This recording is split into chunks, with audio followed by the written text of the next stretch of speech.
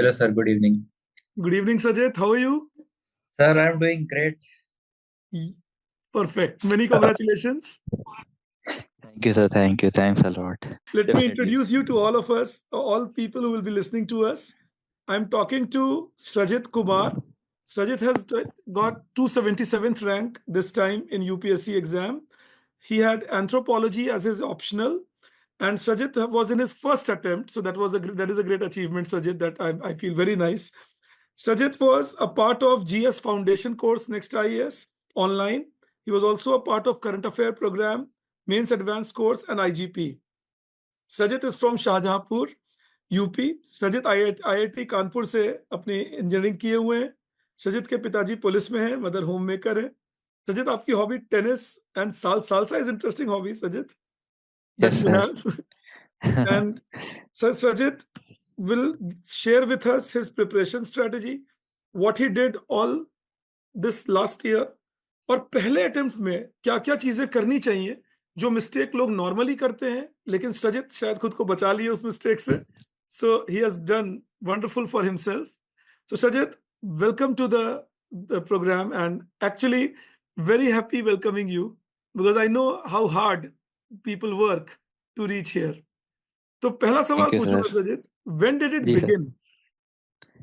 The preparation or the intent? The thought process कि The IAS thought बनना process. है. Sir, I think father was in police, so बचपन से देखा था civil services. हाँ. Then I joined job, I worked for around 2 to 3 years in अच्छा. Oracle, Bangalore. So after working there, I thought that ठीक है, let's go towards civil services because वो दिन भर कंप्यूटर के सामने बैठना. Although it's ironical that I have a degree in computer science, but I realized कि ठीक है, let's try for civil services and let's explore this as a career option. So job मैंने किया, उसके साथ प्रेप किया थोड़ा टाइम, फिर उसका लीव करके prelims mains interview and thankfully here. Perfect. So you were in our last year's batch? In 2023's batch, sir, N21. N21. अच्छा अच्छा अच्छा. Very nice. Very nice. अच्छा सजित, ये बताओ, when people start preparing, Mhm. जैसे मेरे ख्याल से फिर effectively तुमने 1-1.5 साल की प्रिपरेशन की and now you are here. Mhm. Done. So when people start preparing, what should be the basic place they should begin with? तुमने क्या किया मतलब? Sir, I think मेरा case is a little different because I started my preparation in August 23. So, अच्छा. which was again very late because within 10 months I have to write my prelims. और उससे पहले मुझे पूरा GS, पूरा optional सब कुछ sort out करना था. तो अब अगर मैं GS के बारे में बोलूँ, आई थिंक अगेन कि मैंने वो सोर्सेज डाइवर्स नहीं किए. तो बुक्स में अगर आप बोलो कौन सी बुक पढ़ी है, तो मैंने केवल लक्ष्मीकांत पढ़ी है, बाकी स्पेक्ट्रम से लेकर दुनिया की कोई बुक नहीं पढ़ी. ठीक है. अच्छा. उसके अलावा क्या केवल क्या और केवल सोर्स क्लास क्या रहा नोट्स. तुम्हारा क्लास पढ़ने का? Notes sir, class notes. बस जो नेक्स्ट आईएएस में हम लोग पढ़ा रहे थे वो क्लास नोट्स तुम पढ़ते गए. 5 Very bar 10 bar 20 bar, I don't know कितनी बार, बट वंडरफुल. नहीं यही पढ़ता यही था. तरीका है, यही सही बात है. ठीक है, फर्दर. एंड ये करता रहा. तो आई थिंक कि प्रीलिम्स में आपको जरूरत है रैंडम फैक्ट्स की. तो उसके लिए आई थिंक टेलीग्राम पे कुछ बहुत जेनरस लोग हैं जो कि पीडीएफ डालते रहते हैं कंपाइल कर करके. तो वो फॉलो किया. करंट अफेयर्स के लिए अगेन नेक्स्ट आईएएस की ही मैगजीन यूज करी, कैप वाली. तो ठीक है. वहां से प्रीलिम्स का करंट अफेयर सॉर्ट आउट हो गया. अब मेंस के लिए आई थिंक हमारे नोट्स काफी अच्छे हैं, क्योंकि मेंस आपको बहुत सारा रैंडम चीजें नहीं लिखनी, आपको उसी से आंसर बना के लिखना है. आपके पास लिमिटेड एम्यूनिशन है और उसी एम्यूनिशन से आपको एनिमी को गिराना है बेसिकली. तो कैसे आप यूज कर रहे हो उसे, किस क्रिएटिव वे में यूज कर रहे हो, आई थिंक वो बहुत मैटर करता है. तो this was for mains. Optional के लिए सर आई थिंक अगेन क्योंकि मेरा बहुत कम टाइम था, तो मैंने एक वियर्ड सी स्ट्रेटजी यूज करी. ये मैंने जेई की कोटा में करी थी, तो वहां से इवॉल्व हुई. बेसिकली क्या कि मेरा एंथ्रोपोलॉजी ऑप्शनल था और कोई बैकग्राउंड था नहीं, बट मुझे पता है कि ह्यूमैनिटीज सब्जेक्ट को समझना उतना टफ नहीं है जितना मैथ्स को या फिजिक्स को समझना होगा. तो एक टॉपर है AIR 19 थी 23 बैच, जब मैंने स्टार्ट किया था. उन्होंने एंथ्रो के सारे अपने नोट्स डाल दिए ऑनलाइन. तो मैंने एक एक नोट का एक एक जो उन्होंने वर्ड लिखा है वो कॉपी किया अपने हाथ से बिना पढ़े. उन्होंने जो लिखा है बस मैं लिखता गया लिखता गया लिखता गया. विद इन 2 मंथ्स उन्होंने जितना लिखा था वो सब लिख चुका था मैं. और एक बार जब आप लिख लेते हो ना, तो आपके दिमाग में कहीं ना कहीं वो फीड हो जाता है. फिर करेक्ट. इवेंचुअली उसी को बार बार मैं अगेन रिवाइज करता रहा. उनके 300 प्लस मार्क्स थे. तो मैंने सोचा अगर इस लिमिटेड मटेरियल को पढ़ के 300 मार्क्स आ रहे हैं, तो मतलब मैं भी ला ही सकता हूँ. मैंने अगेन एंथ्रो के लिए भी कोई बुक नहीं पढ़ी, वही नोट्स रेफर किए. तो आई थिंक कि बहुत लिमिटेड टाइम था, उस वजह से मैंने ये मतलब एक्सट्रीम मेजर्स लिए कि मैं कहीं और गया ही नहीं, बस जो सामने था उसी को पढ़ता रहा। करेक्ट, बट मुझे लगता है this is the correct thing to do, that अपने रिसोर्सेज को कंसाइज कर लें और तब उसको इतनी बार पढ़ लें दैट इन द एग्जाम, क्योंकि देखो जैसे तुमने कहा कि हमारे क्लास नोट्स पढ़े तुम जीएस के लिए, क्लास क्लास के अंदर जो हमने लिखवाया मेरे ख्याल से वही तुमने कर लिया। क्योंकि होता क्या है, जो भी जब हम लोग लिखवाते भी हैं तो हम लोग भी तो वही बुक और वही बेसिक लैंग्वेज साथ में अपना जो ज्ञान है वो उसके अंदर डाल दिया। So I think that is a better thing कि वो कर लिया रादर देन चेजिंग 10 बुक्स और फिर पता चला कि कुछ याद रहा नहीं ठीक तरह से। That's a very important point you are making, that concise your things. अगर आप पढ़ रहे हैं इंस्टीट्यूट में, अपने नोट्स को ट्रस्ट करिए और उसको बार बार पढ़िए, and then I think it makes a much better result compare to, मुझे जैसे मैं लिखता हूँ लोगों को 3-3 4-4 किताब पढ़ते हुए मुझे वरी हो जाता है। Don't do this. अच्छा, डेफिनेटली सर, और मतलब इंटरव्यू कैसा रहा? सर इंटरव्यू स्टार्ट तो अराउंड साल से ही हुआ था, which I was confident in, but बाद में मुझे पता चला कि शीलवर्धन सर शायद वॉल्ट्स करते हैं, which is another dance form, hmm. और वो उस तरफ ले गए which I was not comfortable in, because अलग ही कॉन्टिनेंट से आते हैं दोनों। तो हाँ। फिर उसके बाद सर आपने जो एक डिबेट बताई थी हमें कि यूबीआई होना चाहिए क्या इंडिया में, तो आपने कहा था यूबीई होना चाहिए एम्प्लॉयमेंट वाला, तो मैंने सेम टू सेम चिपका दिया। तभी तुम कह रहे थे कि मेरा रोल था। सर अभी दो तीन और आंसर्स में, एक आईपीआर वो था कि जो एमएसएमईज आ रहे हैं डिफेंस में उनको क्या इश्यूज आने वाले हैं और हमें क्या करना चाहिए। तो अगेन आप और आया सर आईपीआर लॉस को लेके काफी एम्फेसाइज करते हो, तो मैंने वहीं से स्टार्ट किया आंसर, उसी में एम्फेसाइज किया। देन एक और क्वेश्चन था कि आपको एआई जैसे डेवलप हो रहा है उससे डर लग रहा है कि नहीं। अगेन शायद आपने बोला था कि ह्यूमंस अभी तक हमेशा इंटेलिजेंट स्पीशीज रहे थे अर्थ पे, and now smarter species is coming up. Same answer, तो आई थिंक ये सब मतलब मैंने यूज किया है भरपूर। चलो बढ़िया है, गुड। मतलब इसकी अच्छी बात ये रही दैट मैं क्लास में तुम लोगों को जो सब बोलता था तुम वो भी सुनते रहते थे। सर मैं आई नोट थिंक करता था, हर एक चीज जो आप लिख रहे हो वो नोट किया मैंने, ऐसा। सब जो मैं बोलता था वो भी नोट कर लेते थे। सब सब सर सब। अरे वंडरफुल। ये बहुत इंपॉर्टेंट है क्योंकि as teachers when we speak in the class our focus is actually to make sure कि जो चीज़ हम तुम्हें लिखवा नहीं सकते कम से कम वो थॉट प्रोसेस दिमाग में डाल दें। Then the inquisitive one among you will definitely note it down, think a little more about it. तो उससे अपना एक विजडम तो डेवलप होता ही है। I mean all of us contribute to each others development. चलो अच्छा लगा मुझे ये जानकर कि to some extent I can say that okay 1% I have contributed to your. Sir one से तो बहुत ज्यादा कंट्रीब्यूशन था, आई थिंक एसएएस के भी बहुत सारे एग्जांपल्स आपके आया सर या फिर राज राय सर जो दे रहे हैं क्लास में वो नोट कर लिए, इंट्रोडक्शन वहां से उठा लिया, या कहीं ना कहीं या एथिक्स में कभी कभी यूज आ गया। तो जो थोड़े ये क्रिएटिव सब्जेक्ट्स है ना जहाँ पे मतलब एग्जैक्ट आंसर नहीं लिखना है आपको, आप अब तक थोड़ा लिबर्टी है, वहाँ पे आई थिंक वो एग्जांपल्स बहुत काम किया। एक मेरे सारे नोट्स ऑनलाइन है सर, तो एक अलग से सेक्शन बना है कि टीचर्स आइडियाज करके, फिर उसमें जो जो अच्छा। लिखा हुआ है सब बना हुआ है कि आपने करप्शन के ऊपर कुछ बोला था, फिर हाँ। सब्सिडीज और फ्रीवीज में क्या डिफरेंस है, कि टाइमलाइन होना चाहिए, एक टाइम लिमिट होना चाहिए, और ऑब्जेक्टिव्स मीट हो रहे हैं कि नहीं। तो वो सब मतलब नोट डाउन है और उसको देन आई यूज्ड। अरे very good, that that shows your diligence कि तुमने कितना हार्ड वर्क किया इस पे। That shows that. हाँ, तो फिर इंटरव्यू के अंदर मतलब कैसा एक्सपीरियंस रहा? वाज इट ऑल नॉर्मल या थोड़ा रिग्रेस हो गया था बीच में? सर रिक्वेस्ट स्टार्टिंग में हो गया था जब मैं वॉल्ट्स वाला फंसा question, and then Sheelvardhan sir एक स्पेसिफिक आंसर जानना चाह रहे थे कि जो विमेन चाइल्ड है उनको क्या करना चाहिए, मतलब क्या स्किल्स देने चाहिए तीन। तो वो hmm. Self defence as an answer सुनना चाह रहे थे जो मेरे दिमाग में आया नहीं, और मुझे लगा कि थोड़ा सा शायद वो फ्रस्ट्रेट हुए इस चीज को लेके।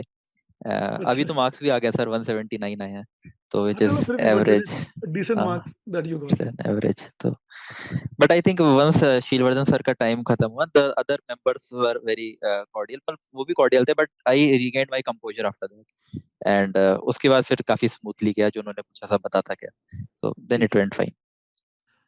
एंड ऑप्शनल के लिए क्या सजेस्ट करोगे? जैसे तुमने तो एक डिफरेंट ही स्ट्रेटजी की, but normally if somebody is preparing anthropology as an optional, so what will be your standard suggestion, करना क्या चाहिए? सर मैं तो इसी से अपना जो एग्जाम्पल था उसी से लीड करूंगा कि आप जो कोई ह्यूमैनिटीज के सब्जेक्ट मुझे लगता है इतने टफ नहीं है कि आप समझ नहीं पाओगे, इंग्लिश लिखा है, बेसिकली आपको बस वो समझने की वो कहना क्या चाह रहा है। कोई आपको बड़े इक्वेशंस डिराइव नहीं करने हैं, कोई आपको बड़े बड़े मैथमेटिकल फॉर्मूला सॉल्व नहीं करने हैं, ठीक है। आपको ये लिखा है कि अगर कास्ट सिस्टम इस वजह से एग्जिस्ट करता है, तो बहुत ईजी है समझ पाना ये चीज। हम्म। तो आप उसको, आप किसी टॉपर के ही नोट उठाओ, ठीक है, उन्होंने उनके 300 मार्क्स अगर उन्हीं नोट्स को यूज करके आए हैं, तो उसमें है इनफ मटेरियल कि वो मार्क्स, वो कंटेंट 300 मार्क्स दिला सकता करेक्ट। है। और राइटिंग प्रैक्टिस भी करते थे अपने, राइट? क्योंकि टाइम तो बहुत कम था तुम्हारे पास, तो प्रीलिम्स के बाद ही किया सर, प्रीलिम्स से पहले फिर तो। उसके बाद किया। जी जी। अच्छा अच्छा। प्रीलिम्स के बाद फिर मतलब लिखा, खूब लिखा। अब ये भी बताना तो मुझे कि मुझे लगता है ये भी बहुत इंपॉर्टेंट है दैट प्रीलिम्स और मेंस के बीच में बहुत कम टाइम होता है। जी सर। नॉर्मली इस साल तो और भी कम है वैसे, it's hardly 70 days, but normally it is से 80 डेज, बहुत से बहुत मिलता है बच्चों को, 90 मिल गया बहुत मिला तो कैसे मैनेज करना चाहिए between prelims and mains? Sir I think essay is very underrated subject, मतलब ऐसे पे बहुत फोकस करना चाहिए आपको। अच्छा। और ऐसे में आई थिंक कि हम लोग, मतलब मेरा जो विजडम कहता है कि हम लोग जो कहते हैं कि जीएस का material is enough, I do not agree with that. I अच्छा। थिंक कि आपको जैसे एंथ्रोपोलॉजी एज एन ऑप्शनल जैसे बहुत ही होलिस्टिक ऑप्शनल है।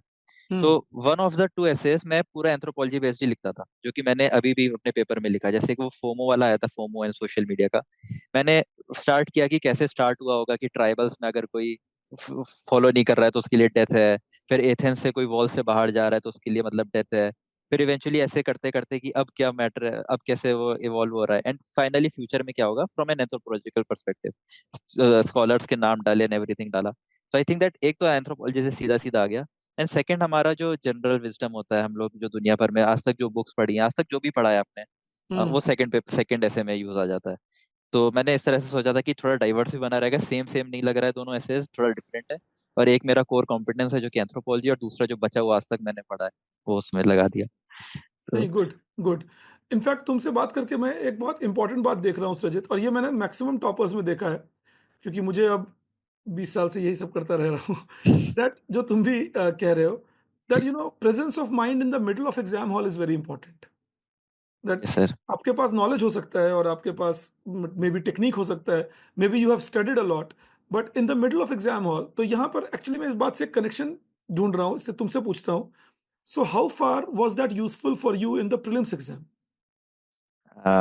Prelims, the presence of mind sir, I think again it's most important thing, क्योंकि prelims से random questions आ रहे हैं। एब्सोल्यूट। वर्ल्ड टॉयलेट ऑर्गेनाइजेशन आ रहा है पता नहीं कहाँ से आ रहा है। तो आई थिंक कि मेरा अगेन प्रीलिम्स का स्ट्रेटेजी तो ये था कि मुझे 95 प्लस क्वेश्चंस अटेम्प्ट करने हैं। हम्म। 97 अटेम्प्ट किए थे मैंने। एंड कहीं से भी, मतलब मुझे अगर बिल्कुल भी थोड़ा सा भी गट फीलिंग आ रहा है, मतलब मैं पूरा कोशिश ये करता था किसी क्वेश्चन में जो मुझे नहीं आता है कि हम्म। मैं 50-50 तक पहुंच जाऊं, कुछ भी करके, मतलब मैंने कुछ भी घटिया से घटिया लॉजिक लगा दिया, बट किसी भी तरह मैं 50-50 तक पहुंच पाऊं। आप खुद को कन्विंस कर पाऊं कि 50-50 है, इन दोनों में ही है। और वंस 50-50 तक पहुंच गए, उसके बाद तो छोड़ने को कोई पॉइंट नहीं है, उसके बाद तो सही आपको बात। मार्क करना ही है। तो उस तरह मैं करते करते 97 तक पहुंचा, तो मेरे आई थिंक 115 या 120 के आसपास थे प्रीलिम्स में, जो मैंने कैलकुलेट किया था। अच्छा। So I think that helped me out in that, in हाँ। prelims. Correct, correct. Because cut off तो 87 ही है, so you are far above the cut off. Yes sir, yes. Uh, ठीक है। प्रीलिम्स और मेंस के बीच में जो कम टाइम था, तो उसको कैसे यूज किया तुमने? How did you distribute it between optional and GS? Sir optional तो अगेन आई थिंक कि मेरे नोट्स बहुत ही कंसाइज थे और पूरे कॉपीड थे। तो मैंने जब खुद लिखा है और इतनी बार पढ़ लिया है, तो मुझे बैक ऑफ द माइंड याद था। टेस्ट सीरीज मैंने बहुत नहीं लगाई, केवल नेक्स्ट साइज की यूज करी थी। ठीक है। एंथ्रोपोलॉजी के लिए डेली आंसर राइटिंग किया, एंड बस लिखा सर, जितना मैं पास्ट लिख ईयर सकता था पेपर्स तो देख रहे लिखा। थे? ऑनेस्टली वो भी नहीं देखा। अच्छा। ऑनेस्टली मैं वो टेस्ट सीरीज के क्वेश्चंस देख रहा था कि मतलब ऐसा देखा, बट उनको सॉल्व नहीं किया। मैंने बस सॉल्व नहीं मेंटली कर बना लिया कि हाँ, ये इसमें मैं ये लिख सकता हूँ। मेरे नोट से करेक्ट। मैं कहाँ पे ये लिख सकता हूँ, मतलब मेरे नोट से ही मुझे आंसर बनाना है, और मुझे कुछ एक्सटर्नल सोर्स में रेफर नहीं करूंगा। तो मैं क्या क्या लिख सकता हूँ, तो बस सर उससे ही एक वो और इमेजिनेशन इवन बढ़ता मेंस की जाता है। तैयारी में भी नेक्स्ट आईएएस के ही नोट्स तुम यूज कर रहे थे, क्लास से- नोट्स सब सब इंटायरली? ठीक entirely. है। Perfect, perfect. And how useful was next IAS IGP?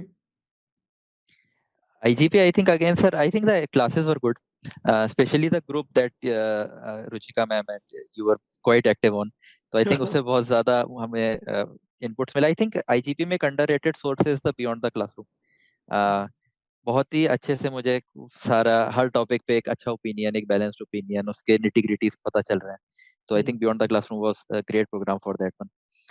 And उसके अलावा सर प्रिंट और ये जो कुछ वेबसाइट्स है, द प्रिंट है या फिर that's first good, post, yes. वो सब थोड़ा बैलेंस पढ़ते। मिल जाए तो बेहतर होता है, तो राइट? वो सब काफी फोकस किया मेरा। सर बहुत स्टार्टिंग में ही था, इंटरव्यू 28 जैन को था, तो बहुत टाइम नहीं था। डेफ प्रिपेयर किया एंड देन थोड़ा बहुत जो करंट अफेयर्स हो पाया वो। और न्यूज़पेपर रीडिंग के लिए क्या करते थे रजत? सर न्यूज़पेपर रीडिंग भी मेनली, जो मतलब मेन फोकस था वो मेंस के इंटरव्यू के लिए किया। उससे राइट। पहले मैं पढ़ता था लेकिन कुछ खास समझ में नहीं आता या मैं बोर हो जाता था, तो मेनली हाँ, अगेन मैगजीन पे फोकस किया, क्योंकि उससे पहले मैं पढ़ता था कि जैसे सुडोकू सॉल्व कर लिया या वो कॉमिक स्ट्रिप्स आते हैं कैल्विन एंड हॉब्स, वो सब पढ़ लिया, बट बहुत डिटेल में उसका नहीं पढ़ा। मतलब एडिटोरियल भी कुछ पढ़ा, कुछ नहीं पढ़ा, जिसका अच्छा लगा उनका पढ़ राइट। लिया टाइप्स, बट बहुत उस पर रिगरसली फोकस नहीं किया न्यूज़पेपर पे बिफोर इंटरव्यू। आफ्टर इंटरव्यू, अच्छा। आप इंटरव्यू प्रेप के लिए तो किया कि राइट, हिंदू और ये दोनों पढ़े, फिर एक फाइनेंशियल भी पढ़ा। Right, right, right.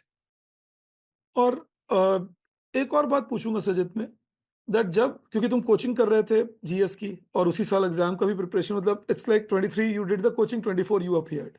जैसे तो डेफिनेटली ये से जोन भी आता है एक बार हमारी प्रिपरेशन में, जहां हम लोग तुम लोगों को डबल क्लास पे लगा देते हैं, जी। And you do 2 classes in a day. हम्म। बहुत बार बच्चे मुझे पूछते हैं कि we are doing 6 hours classes in a day, so how do we manage studies? So what did you use to do, क्या करते थे तुम? सर आई थिंक मेरी एक हैबिट है कि मैं हर एक चीज 2x पे देखता हूँ। यूट्यूब अच्छा। से लेके मूवी से लेके सब कुछ 2x पे देखता हूँ। सो आई थिंक सारी क्लासेस मैंने 2x पे देखी, तो it effectively got down to around 3.5 hours, क्योंकि नोट मेकिंग भी है। सेकंड थिंग सर, मैंने नोट्स एक भी ऑन पेपर पेन पे नहीं बनाए, सारे नोट्स ऑनलाइन है, क्योंकि अच्छा। अगेन कंप्यूटर साइंस बैकग्राउंड से टाइपिंग स्पीड बहुत फास्ट है, 60-70 वर्ड्स पर मिनट आराम से पहुंच जाती है। तो आप बोलते जा रहे हो, मैं खट खट खट लिखता चला जा रहा हूँ, तो वो वो पूरे हेल्प नोट्स, करता। वो सब डिजिटल नोट्स हैं। तो और उसको फिर एडिट करना बहुत आसान है, वहीं पे हाईलाइट कर देना बहुत आसान है, कुछ मुझे लगता है कुछ गलत है कुछ सही, उसको चेंज कर देना बहुत आसान है। तो इसी वजह से आई थिंक वो जो 6 आवर्स का टाइम था उसको मैं 3.5 आवर्स तक आराम से ला पाया, क्योंकि 2x पे देख रहा हूँ एंड टाइप करता हूँ, तो फिर मुझे राइटिंग टाइम भी कम हो गया, व्यूइंग टाइम भी कम हो गया ऐसा। True, true, that saves a good 2 hours, 2.5 hmm. Hours. अच्छा, ऑनलाइन या ऑफलाइन, इसमें तुमने ऑफ कोर्स ऑनलाइन किया, तो ऑनलाइन जो लोग करते हैं उनको क्या सजेशन दोगे तुम? सर ऑनलाइन के लिए I think first suggestion what I think is कि कभी कभी उनको लगता है वो कॉम्प्लेक्स आता है कि मैं डाउट्स नहीं पूछ पा रहा हूँ हाँ। और टीचर से। आई थिंक कि अगेन बहुत वास्ट मटेरियल है इंटरनेट पे, कोई भी ऐसा डाउट नहीं है जो आपको नहीं समझ में हम्म। आएगा। इकोनॉमी को छोड़ देते हैं, क्योंकि उसमें वो क्या बढ़ रहा है क्या कम हो रहा है, उसमें थोड़ा सा लॉजिकली प्रॉब्लम आता है। बट और ज्योग्राफी में वहां तो मान लीजिए, मैं हूं ही, तो वहाँ दिक्कत क्या जी सर है? वहाँ पे आप हैं, आप मतलब अगेन काफी रिस्पॉन्सिव है टेलीग्राम पे, तो that was very helpful. But बचा हुआ कि मान लीजिए साइक्लोन आपको नहीं समझ आ रहा कैसे बन रहा है, तो आपको जरूरत नहीं है कि आप टीचर के पास फेस टू फेस जाओ बाद में समझने के लिए, आप यूट्यूब पे कोई वीडियो खोलो आपको मिल जाएगा। हम्म, आपको हिस्ट्री में नहीं समझ में आ रहा कि क्रोनोलॉजी ऑफ इवेंट्स क्या है, आप खोलो इंटरनेट, आपको तुरंत मिल जाएगा। बी क्यूरियस, है ना, आप try to find answers yourself. आप वेरी मतलब गुड। हर समय कोई आपको नहीं होगा गाइड करने के लिए, आपको खुद ढूंढना पड़ेगा। एंड आई थिंक उसी से वो जो कॉम्प्लेक्स है वो हट जाना चाहिए। सेकंड सर आई से कि थोड़ा डिसिप्लिन मेंटेन कर पाना डिफिकल्ट है ऑनलाइन में। लोग सोचते हैं कि ठीक है, प्रोक्रेस्टिनेट कर देते हैं कि ठीक है क्लास है, रिकॉर्डेड है, बाद में देख लेंगे। हाँ। ऐसा ना करें, मतलब रिकॉर्डेड, मतलब मैं रिकॉर्डेड ही देखता था, बट उसी दिन देखता था, जैसे कल की क्लास में नेक्स्ट डे तक अपलोड होगी तो नेक्स्ट डे ही देखूंगा, उसका अगला दिन नहीं करूंगा। दैट इज अ तो very good thing you are saying. ये तो मैं, मतलब तुमने मुझे भी सुना होगा क्लास में बोलते हुए, मैं क्लास में भी बोलता हूँ दैट अगर तुम डिले कर देते हो तो वो 5 ईयर प्रोग्राम बन जाता है, that then videos remain pending and you are working. अब जैसे तुमने डिले नहीं किया, तो I think by the time we finish the syllabus you also finish the syllabus, तो यस उस सर केस में डेफिनेटली, उसी थिंग दिन वाज मतलब इजी। बहुत डेफिनेटली बहुत जिस डे बढ़िया। आपका खत्म हो उस दिन। ये मैं सुनने वालों को भी बोल रहा हूँ that it is a very big thing that Sajith is saying, that don't let the work pending because every next day will bring the same amount of work again. तो जो पेंडिंग है वो पूरा ही नहीं होगा फिर कभी। I mean if you think that okay I will do it 2 days later, but by the time 2 days pass there is much more work to be done further. So no doubt about that. और अभी घर में कैसा माहौल है? Is everybody happy? Yes sir everybody is very happy, अभी भी parents कहीं मिलने ही गए हुए हैं शायद किसी से, या कोई आया है आई एम नॉट श्योर। मैं तो बैक टू माय रूम हूँ, let's see, probably planning for the next attempt also. Yes. तो इसलिए बट बट अभी 2-3 दिन तो काफी ब्लिसफुल माहौल था, मतलब समझ ही नहीं आ रहा था कि हुआ क्या।